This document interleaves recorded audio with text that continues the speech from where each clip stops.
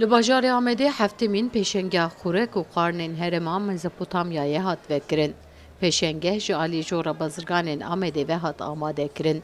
Ji 6 bajarên Tirkiyeyê 172 kampanya beşdarî pêşengeyê bûn.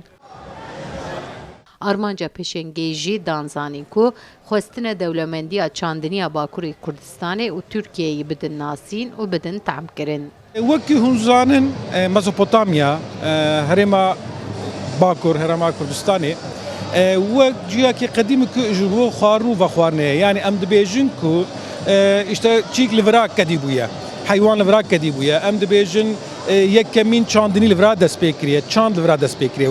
Çandinî û çand wekî hûn zanin girêdayî heve.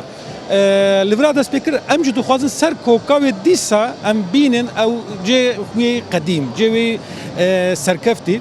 Buya wayî em çê dikin. Lê em çi jî tevlî dikin em dixwazin ku temama Tirkiye ya jî temama herêmê jî veya bivînin. Ji bona waya em vak kampanyana tînin bahev xêndî marazê jî em wekî çalakiyê sahnê em kartînin. Hevşolînekî em kartînin. Kampanyayên ku beşdarê pêşengeyê bûbûn jî xurek û xwarinên bajarên xwe nîşandan û behsa tamên cudakirin. Her wiha xurekan jî bi fiyetên maqûl firotin welatiyan. Fuar tiştekî gelem periye yani gelê me beşdar dibin, êkî agahdar tên dibînin, xwesekî wan hebin bicîtînin, tên şîranî dikirin, tiştê xwedinê dikirin. Fuar gelek xweş e yani fuar bira hebin van tiştê war bira her tim dewam bikin. Em wanê qatilmiş bin. Em bûna fuarê hene Diyarbekirê. Em hatine balê me penîr, tereyağî wanê da meşhûr e.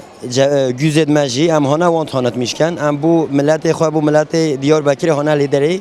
Em gelek memnûnin. Açılışê da jî fuarê jî em gelek memnûnin.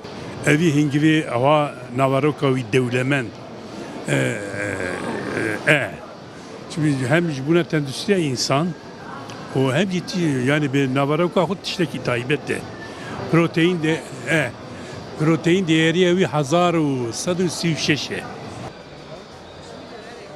Di pêşengeyê de cureyên xwarinan ji hingivê bigirin, heta cureyên penîr, cureyên zeytûn, nan, sucuk, şêranî, çerez û her wekî din hene.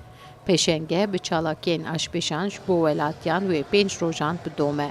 Sevda Kaplan, Kurdistan TV, Amed.